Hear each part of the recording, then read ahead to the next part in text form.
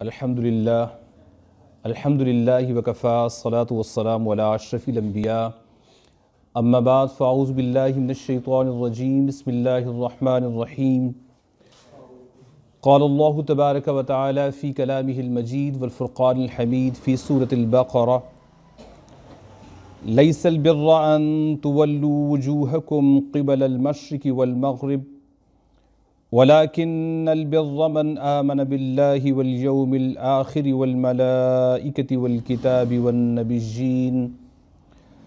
وآتى المال على حبه ذوي القربى واليتامى والمساكين وابن السبيل والسائلين وفي الرقاب وأقام الصلاة وآتى الزكاة والموفون بعهدهم إذا عاهدوا والصابرين في البأساء والضراء وحين البأس أولئك الذين صدقوا وأولئك هم المتقون صدق الله العظيم رب اشرح لي صدري ويسر لي أمري واحلل عقدة من لساني يفقهوا قولي اللهم أرنا الحق حقا وارزقنا اتباعه وارنا الباطل باطلا وارزقنا اجتنابه اللهم ألهمنا رشدنا واعذنا من شرور أنفسنا آمین یا رب العالمین۔ محترم و مکرم سامعین کرام، میں نے آپ کے سامنے سورۃ البقرہ کی آیت نمبر 177 تلاوت کی ہے۔ اللہ کریم کا لاکھ لاکھ شکر ہے اور اللہ کریم کا لاکھ لاکھ احسان ہے کہ اس نے مجھے اپنا کلام سنانے اور آپ کو اس کلام کی سماعت کی توفیق عطا فرمائی۔ کسی بھی انسان کو کسی بھی خیر کے عمل کی توفیق مل جانا یہ خالصتاً اللہ کی جناب سے ہے، اور اس کے لیے انسان کو اللہ کا شکر ادا کرنا چاہیے۔ کوئی خوبی، کوئی وصف اگر انسان میں ہے تو وہ اللہ تبارک و تعالیٰ کی توفیق سے ہی انسان کو ملا ہے، اور اپنے کلام کو سننے کی توفیق کسی انسان کو دے دینا یہ اللہ کریم کے لیے انسان کو اتنا ہی زیادہ شکر گزار ہونا چاہیے۔ اور شکر گزاری کا رویہ ایسا ہے کہ انسان جو شکر کرتا ہے اللہ کریم اس عمل کی توفیق میں اضافہ کرتے جاتے۔ آپ کو اللہ نے سجدہ کرنے کی توفیق دی ہے اور آپ نے اللہ کے سامنے شکر گزاری کا رویہ اختیار کیا تو اللہ تبارک و تعالیٰ اور سجدوں کی توفیق دیتے ہیں۔ آپ نے اللہ کے راستے میں خیر کا کوئی عمل کیا، کچھ اللہ کے راستے میں لوگوں کو عطا کیا اور اللہ کا شکر ادا کیا کہ اللہ کریم تو نے مجھے یہ حوصلہ دیا ہے کہ اپنے مال کو میں لوگوں میں خرچ کر رہا ہوں، تو اللہ تبارک و تعالیٰ اور مال خرچ کرنے کی توفیق دیتے۔ تو اللہ کے راستے میں ہونے والے کسی بھی خیر کے عمل کو انسان اپنا ذاتی وہ جو ہے عمل نہ سمجھے، بلکہ یہ سمجھے کہ اللہ کی توفیق سے ہے۔ یہ جو کچھ بھی میں کر سکا ہوں خیر کے عمل کو، کسی بھی خوبی کو اگر میرے اندر اللہ نے رکھی ہے تو یہ اللہ کی توفیق سے ہے، کیونکہ تمام تعریفیں اللہ کے لیے ہے۔ الحمدللہ رب العالمین، کل حمد کل ثنا اس اللہ کے لیے ہے جو تمام جہانوں کا رب ہے۔ تو یہ رویہ جب انسان کا ہوگا تو رب کریم انسان کو اور زیادہ نیکیوں کی، اور زیادہ خیر کی، اور زیادہ اچھائیوں کی توفیق عطا فرمائیں گے۔ اس سے پہلے کے درس میں ہم نے سورۃ العصر کے درس کے اوپر سورۃ العصر کے حوالے سے بات کی تھی، اور سورۃ العصر میں ہم نے یہ چیز سمجھی تھی کہ انسان کے لیے کل قیامت کے دن کون سے اعمال ہیں جو اس کو کل جہنم کی ہولناکیوں سے نجات دیں گے۔ یعنی دین کے حوالے سے مختلف موضوعات ہیں، اس کے فقہی موضوعات بھی ہیں، اس کے اور بہت سارے موضوعات ہیں، لیکن ہم نے اپنے ان دروس کے لیے جس موضوع کا انتخاب کیا ہے وہ تذکیر بالقرآن ہے، کہ قرآن حکیم کے ذریعے انسانوں کو اس بات کی تذکیر یاد دہانی کروائی جائے کہ ایسے کون سے اعمال ہیں جن کو کرنے سے کل قیامت کے دن ہماری جہنم کی آگ سے اور اس کی ہولناکیوں سے خلاصی ہو سکے گی۔ کیونکہ انسان کا اصل ہدف، انسان کی اصل کوشش و سعی و جہد اسی کام کے لیے ہونی چاہیے کہ کل قیامت کے دن اللہ تبارک و تعالیٰ جنت میں جانے والا بنا دے اور جہنم کی ہولناکیوں سے، اس کی تباہی و بربادی سے انسان کو بچا دے۔ لہٰذا ہم نے ایسے ہی دروس کا انتخاب کیا ہے کہ جن دروس میں ہم عملی نوعیت کی بات کریں، ایسی بات کریں جس میں ہمارے اعمال کس قسم کے ہوں گے کہ ہم کل قیامت کے دن کامیاب ہو سکیں۔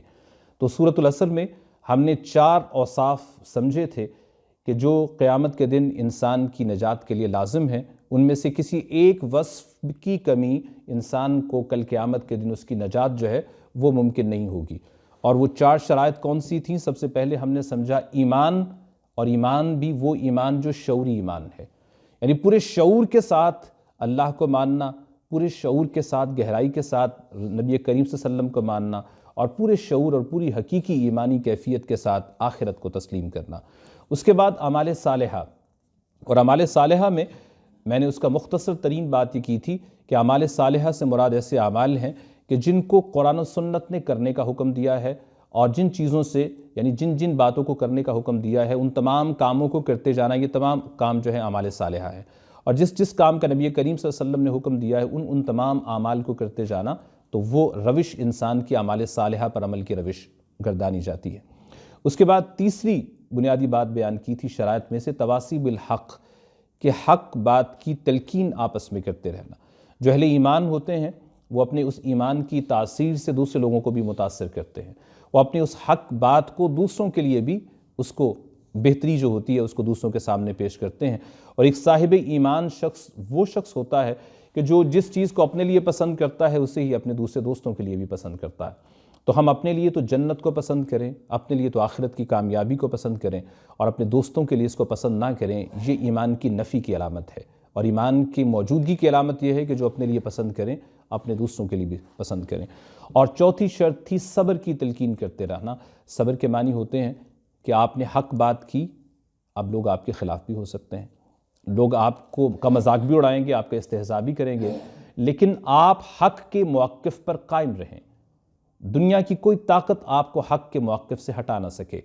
آپ اتنے ثابت قدم ہوں کہ نہ تو کوئی لالچ آپ کو اس طرف سے ہٹا سکے اور نہ ہی کوئی تکلیف اس طرف سے ہٹا سکے۔ اور اس کے لیے نبی کریم صلی اللہ علیہ وسلم کی زندگی سے اور صحابہ کی حیات طیبہ جو ہے اس سے ہم نے بہت ساری مثالوں سے اس بات کو سمجھا تھا۔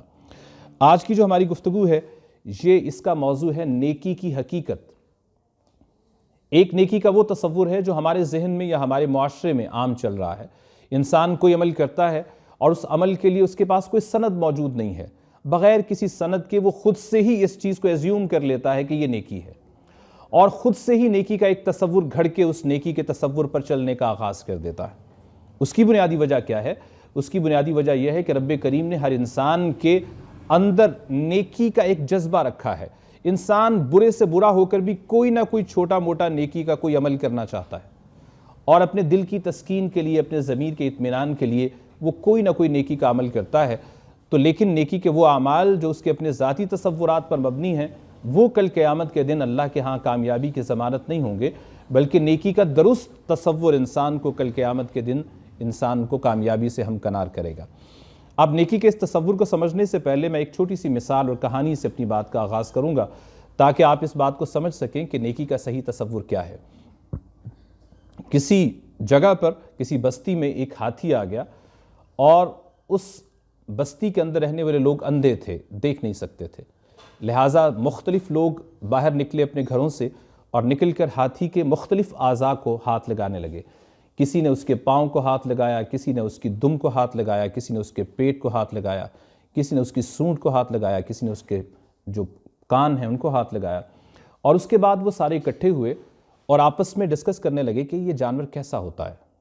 کیونکہ انہوں نے کبھی اس جانور کو دیکھا نہیں تھا۔ لہٰذا جس نے اس کی سونڈ کو ہاتھ لگایا تھا اس نے کہا یہ ایک موٹی سی رسی کی طرح ہوتا ہے، جیسے ایک رسہ ہے موٹا سا، اس کی طرح ہوتا ہے۔ دوسرے نے کہا نہیں یہ تو ایک پول کی طرح ہوتا ہے، میں نے خود اس کو ہاتھ لگایا ہے۔ جس نے اس کے پاؤں کو ہاتھ لگایا تھا، اس کی ٹانگ کو، اس نے کہا یہ تو ایک پول کی طرح ہوتا ہے۔ اور جس نے اس کے کانوں کو ہاتھ لگایا اس نے کہا نہیں یہ تو ایک بڑی ٹرے کی طرح ہوتا ہے۔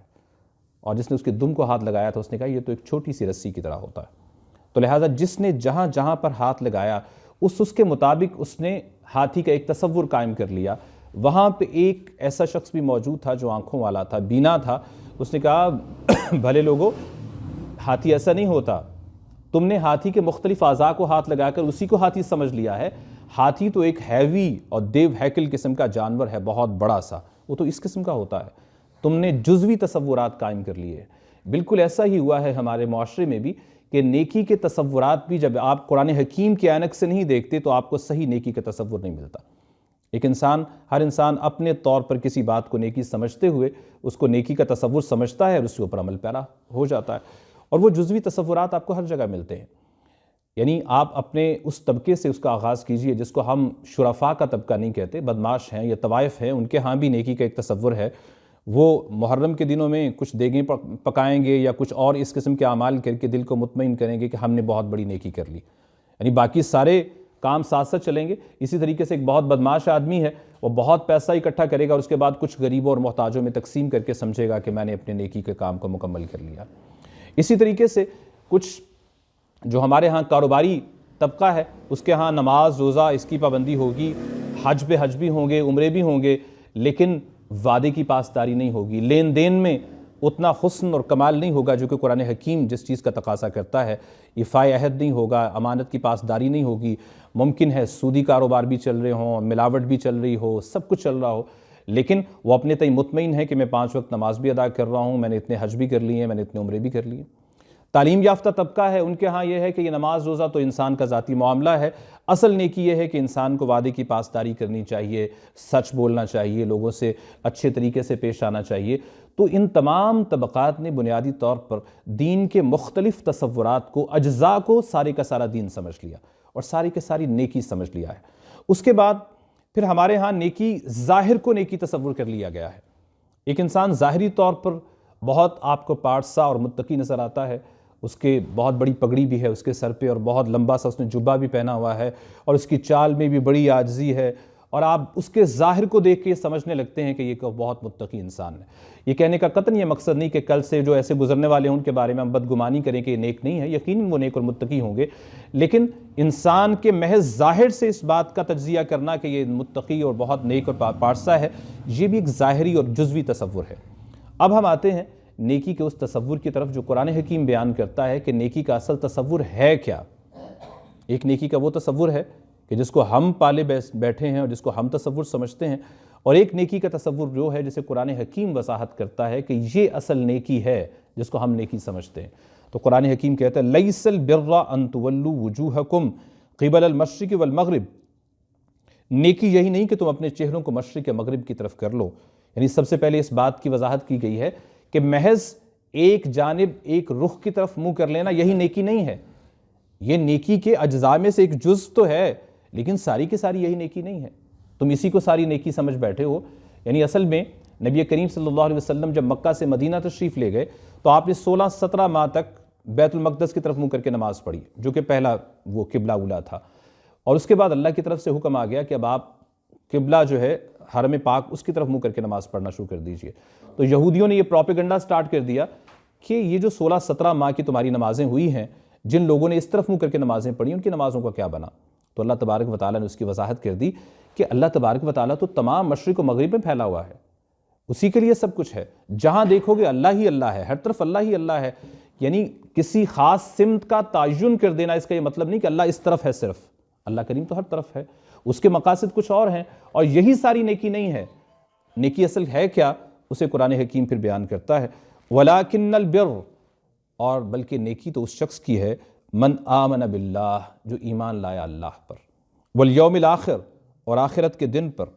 والملائکتی، اور فرشتوں پر، والکتاب، اور کتابوں پر، والنبیین، اور انبیاء علیہ السلام پر۔ اب یہاں پر ایک چیز تھوڑی سی الجھن کا باعث بنتی ہے کہ جو ہی نیکی کا تصور ہمارے ذہن میں آتا ہے تو ہم یہ سوچتے ہیں کچھ عمل کی بات ہوگی، نماز پڑھنا، روزہ رکھنا، لوگوں کو، غریبوں مسکینوں کو کھانا کھلانا، لیکن اللہ تبارک و تعالیٰ یہاں پر نیکی کا آغاز کر رہے ہیں کس بات سے؟ ایمانیات سے اس کا آغاز ہو رہا ہے۔ وَلَكِنَّ الْبِرَّ مَنْ آمَنَ بِاللَّهِ وَالْيَوْمِ الْآخِرِ، بلکہ اصل نیکی تو اس شخص کی ہے جو ایمان لایا اللہ پر اور یوم آخر پر اور فرشتوں پر اور کتابوں پر اور انبیاء پر۔ اس کی بنیادی وجہ کیا ہے؟ اس کی بنیادی وجہ یہ ہے کہ اللہ تبارک و تعالیٰ سب سے پہلی یہ بات بیان فرما رہے ہیں کہ نیکی کی دیوار یا نیکی کی عمارت جس پر تعمیر کرنی ہے اس کی بنیادوں میں ایمان ہونا چاہیے۔ اگر اللہ پر ایمان نہیں ہے اور آپ کوئی نیکی کا عمل کر رہے ہیں تو اللہ کے ہاں اس نیکی کی کوئی حیثیت نہیں ہے۔ اگر آخرت پر ایمان نہیں ہے اور آپ کوئی خیر کا کام کر رہے ہیں تو اللہ کے ہاں وہ ریوارڈڈ نہیں ہے، اس کا اجر نہیں ملے گا۔ کیوں؟ کیونکہ آپ کے پیچھے جو نیت کار فرما ہے وہ نیت اللہ تبارک و تعالیٰ کی رضا کی نہیں ہے، دنیا کو دکھانے کے لیے یا محض اپنی فطری تسکین کے لیے کام کر رہے ہیں، اللہ کی رضا کے لیے تو کر ہی نہیں رہے۔ جبکہ نبی کریم صلی اللہ علیہ وسلم نے فرمایا انما الاعمال بالنیات، بے شک اعمال کا دار و مدار نیتوں پر ہے۔ سب سے بنیادی حیثیت انسان کی نیت کی ہے کہ کس نیت کے ساتھ کوئی انسان عمل کر رہا ہے۔ تو جب نیت میں ہی اللہ کی رضا شامل نہیں ہے، نیت میں ہی آخرت کا محاسبہ شامل نہیں ہے، نیت میں ہی نبی کریم صلی اللہ علیہ وسلم کے اسوہ حسنہ پر عمل کرنا شامل نہیں ہے، تو جب نیت کی بنیادوں پر ایمانیات موجود نہیں ہیں تو نیکی کی کوئی حیثیت نہیں۔ تو لہٰذا اللہ کریم نیکی کے تصور کو بیان کرنے سے پہلے اس کی بنیادوں کا ذکر کر رہے ہیں۔ اصل نیکی اس شخص کی ہے کہ جو ایمان لایا اللہ پر، یوم آخر پر، فرشتوں پر، کتابوں پر اور نبیین پر۔ اب اس میں دیکھیے ایمان باللہ کو بنیاد بنایا جا رہا ہے۔ ایمان باللہ ایک ایسا ایمان ہے، یعنی ہم سچ بولتے ہیں تو کس لیے سچ بولتے ہیں؟ کیونکہ اللہ نے کہا ہے سچ بولیں۔ ہم کوئی بھی خیر کا کام کرتے ہیں تو کیوں کرتے ہیں؟ کیونکہ اللہ نے فرمایا ہے یہ خیر کا کام کریں۔ تو ہمارا ہر خیر، ہماری ہر نیکی، ہماری ہر بھلائی اللہ پر ایمان کے ساتھ کنیکٹڈ ہونی چاہیے۔ ایمان کو خارج کر کے اگر کوئی عمل ہو رہا ہے تو اللہ کے ہاں اس کی کوئی حیثیت نہیں ہے۔ لہٰذا پہلی بنیادی بات یہ بیان کر دی گئی کہ ایمان ہو اللہ پر، ایمان ہو یوم آخر پر، اور اگلی جو 3 ایمانیات ہیں ان کو اکٹھا کر لیا جائے تو وہ ایمان بالرسالت بنتا ہے، وہ الملائکہ، کتب اور نبیین ہے۔ ان تینوں کو ملا کے ایمان بالرسالت بنتا ہے۔ تو یہ جو ایمانیات ثلاثہ ہیں ان پر انسان کا اگر عمل ہوتا تو پھر اس کو حقیقی طور پر نیکی تصور کیا جائے گا۔ اس کے بعد اب نیکی کی ذکر آتا ہے۔ آپ اگر ارکان اسلام کی بات کریں گے، اسلام کی بات کریں گے تو اس کے حوالے سے قرآن حکیم عبادات کا ذکر پہلے کرے گا۔ سب سے پہلے شہادت ہے، شہادت کے بعد پھر نماز ہے، روزہ، زکوٰۃ، حج، ان کا ذکر ہے۔ لیکن جہاں نیکی کی بات آتی ہے وہاں پر ترتیب تبدیل ہو جاتی ہے۔ وہاں رب کریم سب سے پہلے عطا کرنے کی بات کرتے ہیں، اللہ کے راستے میں دینے کی بات کرتے ہیں۔ تو یہاں سب سے پہلی بات جس کو بیان کیا گیا وہ یہ وَآتَ الْمَالَ عَلَى حُبِّهِ، اور اس نے دیا مال اس مال کی محبت کے باوجود۔ یعنی انسان کے لیے جو چیزیں بہت زیادہ کشش رکھتی ہیں ان چیزوں میں اللہ فرماتے ہیں المال والبنون زینت الحیات الدنیا، مال اور اولاد دنیاوی زندگی کی زینت ہے۔ تو انسان کو جو چیزیں بہت پرکشش محسوس ہوتی ہیں، انسان کے دل میں جو چیزیں اپنی محبت جاگزیں کر لیتی ہیں، اللہ فرماتے ہیں نیکی اس شخص کی ہے کہ جس شخص نے اس مال کی محبت کے باوجود اس مال کو اللہ کے راستے میں خرچ کیا۔ یعنی انسان کے دل میں بڑی محبت ہے مال کی، تو اللہ فرما رہے ہیں کہ اس کی محبت کے باوجود انسان نے مال کہاں پر خرچ کیا؟ اللہ کے راستے میں خرچ کیا۔ اور اسی طریقے سے ایک جگہ فرمایا لن تنالوا البر حتی تنفقوا مما تحبون، کہ تم نیکی کی حقیقت کو ہرگز نہیں پہنچ سکتے جب تک اس مال کو خرچ نہ کرو جو تمہیں بڑا محبوب ہے۔ یعنی ہمارے ہاں تو عام طور پر خرچ کرنے کا تصور یہ ہے جو چیزیں بالکل بوسیدہ ہو گئی ہیں ان کو دے دیجئے، جو کپڑے بالکل بوسیدہ ہو گئے ہیں ان کو دے دیجئے۔ اللہ فرماتے ہیں جس چیز سے، جس مال سے آپ کو بڑی محبت ہے، ذرا اس کو نکال کے جب دیں گے تو پھر پتہ چلے گا کہ آپ نے کیسے اللہ کے راستے کے اندر کوئی چیز خرچ کی ہے۔ تو لہٰذا نیکی کے تصور میں ایمانیات کے بعد سب سے پہلی بات یہ بیان کی گئی وَآتَ الْمَالَ عَلَى حُبِّهِ، اس نے مال دیا اس مال کی محبت کے باوجود۔ کن کو دیا مال؟ ذوی القربہ، اپنے قرابت داروں کو۔ قرآن حکیم رب کریم انسان کو بڑی خوبصورت ترتیب بتاتے ہیں صدقات و خیرات کی ترتیب کیا ہے، اور اس ترتیب میں سب سے پہلے یہ بیان کیا گیا جو رشتہ دار ہیں ان میں خرچ کرو۔ آپ جس بھی فیملی سے تعلق رکھتے ہیں،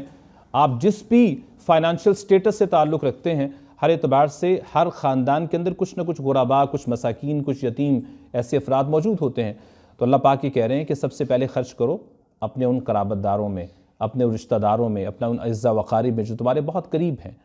تو اس کا بلکہ ڈبل اجر ہے۔ فرمایا گیا کہ ایسے شخص کو دینا کہ جو قرابت دار ہے، اللہ کی راہ میں خرچ کرنے کا بھی اس کو ثواب مل رہا ہے، اور اس کے علاوہ کیونکہ اس نے اپنے قریبی رشتہ دار کے ساتھ رحم دلی کا مظاہرہ کیا ہے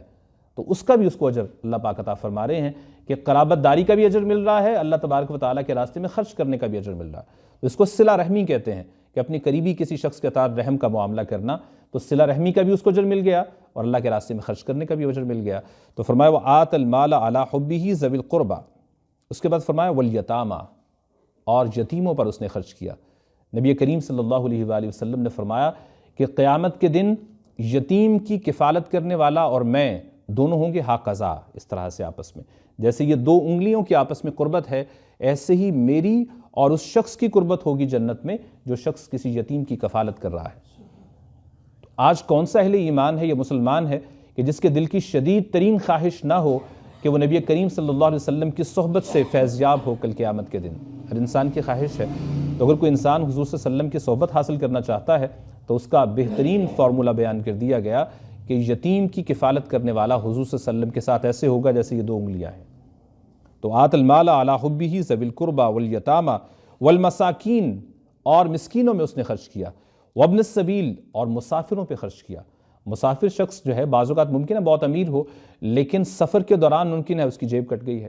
یا سفر کے دوران اس کو کسی چیز کی ضرورت پڑ گئی ہے، تو آپ اس پر بھی خرچ کریں۔ پرانے دور میں تو اس قسم کے احتمالات بہت زیادہ تھے، آج کل تو کمیونیکیشن کی وجہ سے یہ احتمال کم ہے، لیکن بہرحال قرآن حکیم نے اس کو بھی ایک بنیادی مد کی حیثیت سے رکھا ہے۔ وابن السبیل، اور مسافروں پر خرچ کی، والسائلین، اور سوال کرنے والوں پر، جو سوال کرتے ہیں، یعنی وہ مجبور ہو گئے ہیں اپنی مشکلات کی وجہ سے، اپنے مسائل کی وجہ سے، اپنی معاشی تنگی کی وجہ سے اتنے مجبور ہو گئے ہیں کہ وہ بیچارے کہتے ہیں والسائلین وفی الرقاب، اور سوال کرنے والے، وفی الرقاب، اور گردنوں کے چھڑانے میں۔ پرانے دور میں غلامی کا دور تھا،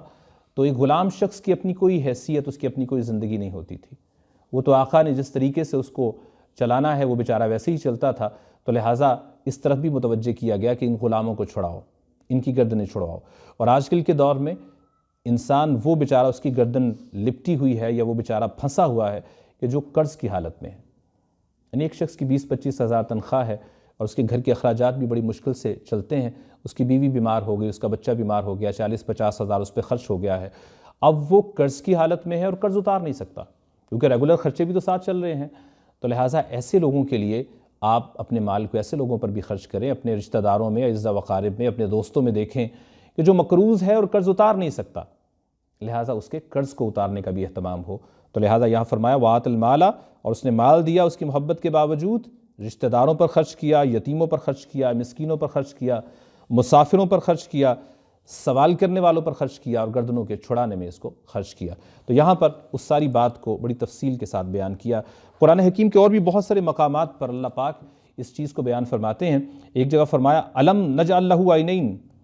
ولسانا وشفتین وہدیناہ النجدین، کیا ہم نے اس کو 2 آنکھیں نہیں دیں اور ایک زبان اور 2 ہونٹ نہیں دیے، اور اس کو دونوں راہیں بر و تقوی اور فسق و فجور کی راہیں سجھا نہیں دی؟ یعنی انسان ذرا غور کرے کہ رب کریم نے انسان کو کتنا خوبصورت بنایا ہے،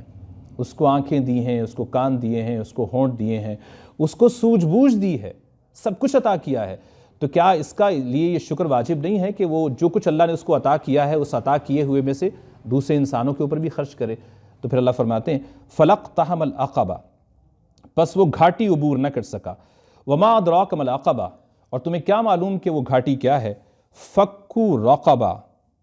اور اس کا اب ذکر کیا گیا کہ کسی کی گردن کو چھڑانا، انسانی ہمدردی، خدمت خلق، کوئی انسان پھنسا ہوا ہے اس بیچارے کو، اس کی گردن کو وہاں سے چھڑوانا، او اطعام فی یوم ذی مسغبہ،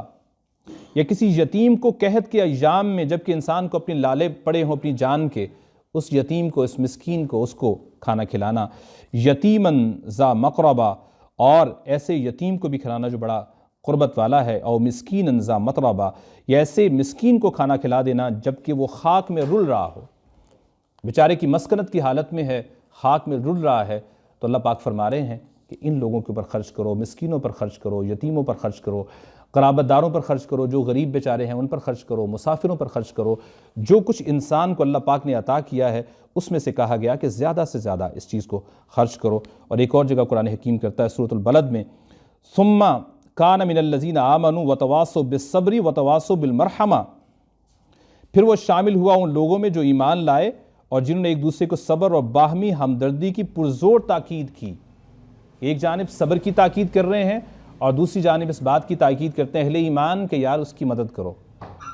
بعض اوقات ایسا ہوتا ہے کہ آپ خود کسی کی مدد نہیں کر سکتے، آپ کے خود پاس ایسے پیسے نہیں ہیں، لیکن آپ کا ایک دوست بہت امیر ہے اور ایک دوست مشکل میں ہے، تو جو دوست بہت امیر ہے آپ اس سے ریکویسٹ کر سکتے ہیں یار کچھ پیسے تھوڑے بہت دو، میرا فلاں دوست بیمار ہے یا فلاں دوست کو مسئلہ ہے۔ اب آپ بیچ میں میڈیٹر کا رول پلے کرتے ہیں،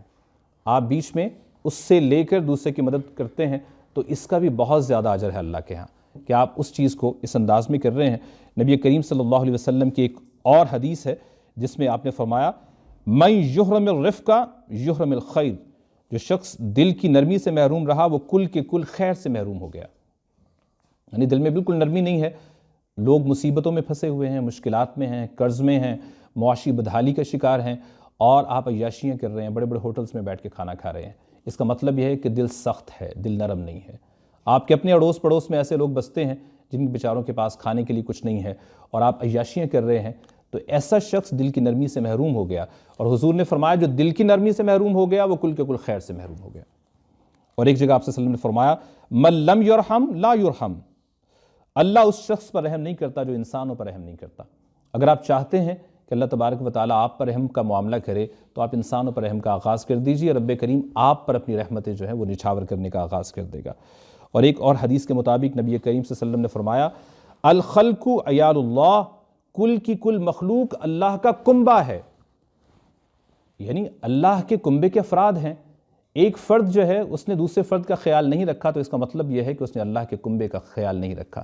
اور ایک لمبی حدیث مبارکہ ہے، نبی کریم صلی اللہ علیہ وسلم نے ارشاد فرمایا، حضرت ابو ہریرہ رضی اللہ تعالیٰ عنہ سے روایت ہے، قیامت کے دن اللہ عز و جل فرمائے گا اے آدم کے بیٹے، میں بیمار ہوا تو نے میری تیمارداری نہیں کی۔ وہ کہے گا اے پروردگار میں تیری تیمارداری کیسے کرتا جبکہ تو رب العالمین ہے، یعنی تو رب العالمین ہے، میں تیری کیسے تیمارداری کرتا؟ تو اللہ فرمائے گا کیا تو نہیں جانتا کہ میرا فلاں بندہ بیمار ہوا اور تو نے اس کی تیمارداری نہیں کی؟ کیا تو نہیں جانتا کہ اگر تو اس کی تیمارداری کرتا تو مجھے اس کے پاس موجود پاتا؟ پھر فرمایا آدم کے بیٹے میں نے تجھ سے کھانا مانگا تو نے مجھے کھانا نہیں کھلایا۔ وہ کہہ گیا اے میرے رب میں تجھ کو کھانا کیسے کھلاتا جبکہ تو رب العالمین ہے؟ اللہ تعالیٰ فرمائے گا کیا تو نہیں جانتا کہ تجھ سے میرا فلاں بندے نے کھانا مانگا تھا تو نے اس کو کھانا نہیں کھلایا؟ کیا تو نہیں جانتا کہ اگر تو اسے کھانا کھلاتا تو اس کھانے کے پاس مجھے موجود پاتا؟ اور پھر فرمایا اے آدم کے بیٹے میں نے تجھ سے پانی مانگا تو نے مجھے پانی نہیں پلایا۔ وہ کہے گا پروردگار میں تجھ کو کیسے پانی پلاتا، تو رب العالمین ہے۔ تو اللہ فرمائے گا تجھ سے میرے فلاں بندے نے پانی مانگا تو نے اس کو پانی نہیں پلایا تھا، اور اگر تو اس کو پانی پلا دیتا تو اپنے اس عمل کو میرے پاس موجود پاتا۔ اب اندازہ لگائیے کہ یہ اہمیت ہے ہمارے دین میں حاجت مندوں کی حاجت روائی کی، کہ رب کریم خود کو وہاں اپنی موجودگی کا اظہار فرما رہے ہیں کہ اگر تو اس کو کھانا کھلاتا اور اس کو پانی پلاتا اور اس کی حاجت روائی کرتا تو مجھے وہاں موجود پاتا۔ اور یہ صحابہ رضوان اللہ علیہم اجمعین کی یہ مثالیں موجود ہیں۔ ایک غزوہ کا واقعہ ہے بہت مشہور، بہت ساری کتابوں کے اندر بھی اس کو رقم کیا گیا ہے، کہ اس میں ایک صحابی نے آواز لگائی غزوہ کے اندر انا عطشان، میں پیاسا ہوں، اور وہ پانی پلانے والا اس کے پاس جب پہنچا پانی پلانے کے لیے تو ساتھ سے آواز آئی انا عطشان، میں پیاسا ہوں۔ تو صحابی نے کہا اس کو پلا دیجئے۔ وہ وہاں پر پہنچا تو ایک تیسرے کی آواز آئی کہ مجھے پیاس لگی ہے، اور وہ پانی پلانے والا سقا اس کے پاس پہنچا۔ جب وہاں پر پہنچا تو وہ صحابی شہید ہو چکے تھے، واپس پلٹ کر دوسرے کے پاس پہنچا وہ بھی شہید ہو چکے تھے، اور اس کے بعد پہلے کے پاس پہنچا تو وہ بھی شہید ہو چکے تھے۔ اب اندازہ لگائیے یہ محض احادیث نہیں ہے بلکہ نبی کریم صلی اللہ علیہ وسلم نے ایسی جماعت کی تربیت کر کے دکھائی کہ جنہوں نے اپنی جانیں دے دیں ایک ایک ویلیو کے لیے، ایک ایک قدر کو زندہ کرنے کے لیے اپنی پوری پوری جان دے دی۔ آپ اندازہ لگائیے کتنی پیاس کی شدت ہوگی اس شخص کو کہ جو اس پانی کے نہ ملنے پہ فوت ہو گیا ہے، اور اتنی شدت کے باوجود وہ اصرار کا مظاہرہ کر رہا ہے، وہ یہ کہہ رہا ہے میرے ساتھی کو پانی پلا دو، اور جب اس کے پاس گئے ہیں تو اس نے کہا میرے ساتھی کو پانی پلا دو۔ تو آپس میں کتنی محبت تھی صحابہ رضوان اللہ علیہم اجمعین کی۔ تو قرآن حکیم اس چیز کو بیان کر رہا ہے کہ اصل نیکی یہ ہے کہ تم اللہ کے راستے میں خرچ کرو، یتیموں پر، مسکینوں پر، غریبوں پر، اور اسی طریقے سے باقی بھی جتنے لوگ ہیں ان سب پر اللہ کے راستے کے اندر زیادہ سے زیادہ خرچ کرو۔ اب اس کے بعد دوسرے نمبر پر پھر بعد میں آ کے اگلی بات بیان کی وَأَقَامَ الصَّلَاةَ وَآتَى الزَّكَاةَ، اب فرمایا اور نماز قائم کی اور زکوٰۃ دی۔ یہ جو اس سے پچھلی باتیں ہیں یہ ویسے صدقات و خیرات ہیں، یہ صدقات نافلہ کا بیان ہے۔ یہ جو فرض صدقات ہیں زکوٰۃ، اس کا بیان قرآن حکیم نے بعد میں آیا ہے۔ یعنی پہلی بات کی گئی انسانوں میں خرچ کرو، عطا کرو، اور حضرت ابوبکر صدیق رضی اللہ تعالی عنہ ان کی بھی خوبی بیان کی گئی، فَأَمَّا مَنْ آتَى وَاتَّقَى وَصَدَّقَ بِالْحُسْنَى، اور جس نے عطا کیا اور تقوی کی روش اختیار کی اور ہر خیر کی بات کی، حق بات کی تصدیق کی، فَسَنُيَسِّرُهُ لِلْيُسْرَى، تو ہم اس کے لیے آسانیاں کر دیتے ہیں۔ اور اس کے برعکس جس شخص نے بخیلی کا مظاہرہ کیا، جس شخص نے لاپرواہی برتی، تو اللہ تبارک و تعالیٰ اس کے بارے میں فرماتے ہیں کہ اور ہر جو خیر کا کام ہے اس کی تکذیب کی، اس کی تائید نہیں کی، تو فرمایا اس کے لیے ہم تنگیوں کو آسان کر دیتے ہیں۔ اللہ کے راستے میں عطا کرنے والے کو، اللہ کے راستے میں دینے والے کی اللہ آسانیوں کو کھول دیتے ہیں، اور کنجوسی کرنے والے کو، بخیلی کرنے والے کو اللہ تبارک و تعالیٰ جو ہے اس کے لیے جو تنگ دستی ہے اور جو دوسرا کام ہے اس کو اللہ تبارک و تعالیٰ کھول دیتے ہیں۔ اور پھر فرمایا وَالْمُوفُونَ بِعَهْدِهِمْ إِذَا عَاهَدُوا، اور عہد کی پاسداری کرنے والے جب وہ عہد کر بیٹھیں، قرآن حکیم نے اللہ فرمایا کہ انسانوں سے عہد کے بارے میں سوال کیا جائے گا۔ عہد کے بارے میں سوال کیا جائے گا۔ جب تم کوئی وعدہ کرتے ہو تو اس وعدے کی پاسداری کرو۔ یہ وعدہ ایک فرد سے لے کر اجتماعیت تک یہ چلتے جاتے ہیں۔ مختلف وعدوں میں ہم گھرے ہوئے ہیں، مختلف جگہوں پہ ہم معاہدوں کے اندر گھرے ہوئے ہیں۔ ہر لیول پر وعدے کی پاسداری کرنا، قرآن حکیم اس کی طرف انسان کو متوجہ کرتا ہے کہ وَالْمُوفُونَ بِعَهْدِهِمْ إِذَا عَاهَدُوا، اور وعدے کو پورا کرنے والے جب وہ عہد کر بیٹھیں، وَالصَّابِرِينَ فِي الْبَأْسَاءِ، اور صبر کرنے والے تنگی میں، مصیبت میں، مشکل میں، معاشی بدحالی آ گئی ہے تو اب شکوہ شکایت نہیں کرتے بلکہ قناعت کا مظاہرہ کرتے ہیں، صبر کرتے ہیں۔ وَالضَّرَّاءِ، اور تنگی میں، وَحِينَ الْبَأْسِ، اور جنگ کے وقت ہر صورت میں ثابت قدمی کا مظاہرہ کرتے ہیں، شکوہ شکایت نہیں کرتے، پیچھے نہیں ہٹتے، پشت پھیر نہیں لیتے اس جانب، بلکہ اللہ کے راستے میں جب نکلتے ہیں تو پورے تیقن کے ساتھ، پورے یقین کے ساتھ اور آگے بڑھ کر سب کچھ کرنے والے ہوتے ہیں۔ اولئک الذین صدقوا، یہی لوگ ہیں سچے۔ اگر یہ لوگ نیکوکاری کی بات کر رہے ہیں تو یہ نیکی کے تصور میں بالکل سچے ہیں، جو اللہ کے راستے میں خرچ بھی کرنے والے ہیں، جو نماز قائم کرنے والے ہیں، جو زکوٰۃ دینے والے ہیں، جو وعدے کی پاسداری کرنے والے ہیں، جو صبر کرنے والے ہیں، یہ لوگ اگر اس بات کو بیان کر رہے ہیں، اولئک الذین صدقوا، یہی لوگ ہیں سچے، واولئک هم المتقون، اور یہی لوگ ہیں تقوی والے۔ یعنی یہاں اللہ تبارک و تعالیٰ نے یوں سمجھ لیجئے کہ تقوی کا جو قرآنی معیار ہے اس کو بھی بیان کر دیا ہے۔ ایک تقوی کا ہمارا معیار ہے کہ ہم کسی انسان کو دیکھ کر یا خود اپنے آپ ظاہر کو فوراً تبدیل کرتے ہیں جبکہ باطن میں کوئی تبدیلی پیدا نہیں ہوتی۔ اصل تبدیلی وہ ہے جو اندر سے پھوٹتی ہے۔ جب آپ نے ایک بیج کو لگایا ہے، اس بیج کے بیچ میں سے کونپل نکلتی ہے اور پھر وہ بڑی ہوتی ہے اور اس کے اندر سے پھر پورا درخت نمودار ہوتا ہے اور اس پر پھر پھل لگتا ہے اور اس پھل میں لذتیں بھی ہوتی ہیں اور اس پھل کا خوبصورت ذائقہ بھی ہوتا ہے، خوشبوئیں بھی ہوتی ہیں۔ تو وہ نیکی جو انسان کے باطن سے ظہور پذیر ہوتی ہے وہ جینون بھی ہوتی ہے، وہ اچھی بھی ہوتی ہے، وہ حقیقی بھی ہوتی ہے۔ تو فرمایا وہ لوگ جو یہ کام کرنے والے ہیں ایمان کی بنیاد پر، اولئک الذین صدقوا، یہی سچے لوگ ہیں، یہی صداقت والے ہیں، واولئک هم المتقون، اور یہی لوگ ہیں جو تقوی کی روش اختیار کرنے والے ہیں۔ تو اللہ تبارک و تعالیٰ سے دعا ہے کہ اللہ تبارک و تعالیٰ ہمیں صحیح معنوں میں نیکی کے جس تصور کو بیان کیا گیا ہے اس کے مطابق اپنی زندگیوں کو ڈھالنے کی توفیق عطا فرمائے۔ بعض اوقات ہم کسی محفل میں محض بیٹھنے ہی کو بہت بڑی نیکی تصور کرتے ہیں۔ یقیناً یہ ایک نیکی کا عمل ہے کہ آپ نے اپنا وقت نیک جگہ پر صرف کیا ہے، لیکن اس سے بھی زیادہ حقیقی اور دائمی نیکی یہ ہے کہ ان اوصاف کو ہم اپنی زندگی کا حصہ بنا لیں، ان اوصاف کو ہم اپنی شخصیت کا حصہ بنا لیں اور اپنی سیرت و کردار میں یہ تمام چیزیں۔ دعا ہے اللہ تبارک و تعالیٰ مجھے بھی اور ہم سب کو نیکی کے صحیح تصور کے مطابق اپنی زندگی کو گزارنے کی توفیق عطا فرمائے۔ جزاکم اللہ خیر۔